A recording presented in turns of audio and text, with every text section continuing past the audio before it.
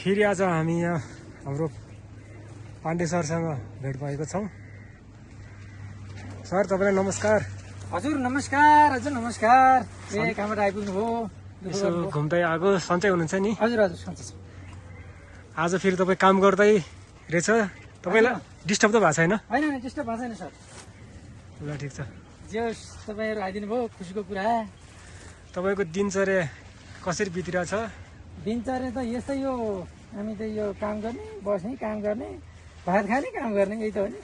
अब खेतीपाती गर्ने मान्छेलाई, किसानलाई कहिले फुर्सद नि हुँदैन, काम नि हुँदैन भन्ने जस्तो हुन्छ। हजुर हजुर हजुर,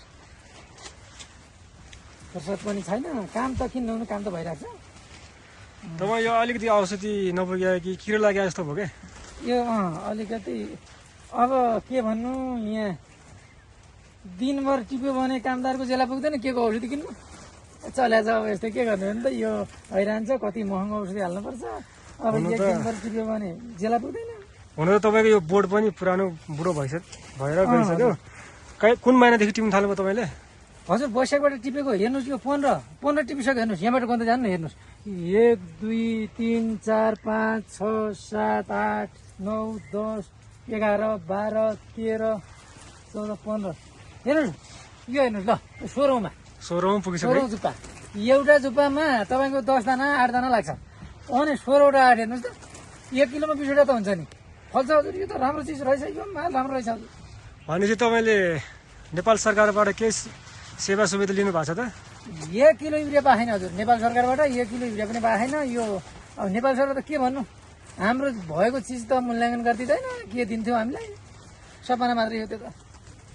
सुन्नमा त आएको छ नि, व्यापक अनुदान बाँडेको छ अरे किसानको लागि, धेरै राम्रो काम गरेको छ अरे नेपाल सरकारले किसानको लागि भन्ने सुनेको छ। खै हामीले त अहिलेसम्म थाहा छैन हजुर। अब त्यो ऊ आफ्नै किसानलाई गर्छ होला, उसको आफ्नो नजिक आफै नेता हुने, आफै किसान बनाउने, आफै दिने, त्यो व्यवस्था हुन्छ। पहिले पनि हुन्थ्यो, अहिले पनि त्यही हो जस्तो लाग्यो मलाई। त्यो झोले किसान भन्छ त्यसलाई, झोलामा सहकारी बना हुन्छन्।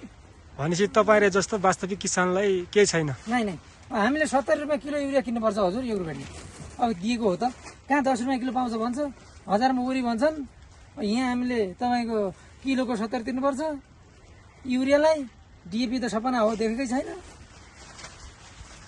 भनेपछि तपाईँले सरकारले के सहयोग गर्दै हुन्थ्यो जस्तो लाग्छ? हामीलाई तपाईँको सरकारले बिउ अनि मल उचित मूल्य, उसले चाहिँदा त्यो मूल्य दियोस्, तर दियोस् क्या चिज, भएको बेला भेटियोस्। हामीलाई त्यो सपना त्यसको उसले हामीलाई यो गरिदियोस् भन्ने देखेका छैनौँ। हामीलाई चाहिएको चिज दियोस्, चाहिने जति पैसा लियोस् क्या, बरु चिज पायो भने हुन्छ हामीलाई। ल ठिक छ, ल धन्यवाद तपाईँलाई। ल हस् सर, आइदिनु भयो, दुःख पाउनु भयो। हस् त, हस्।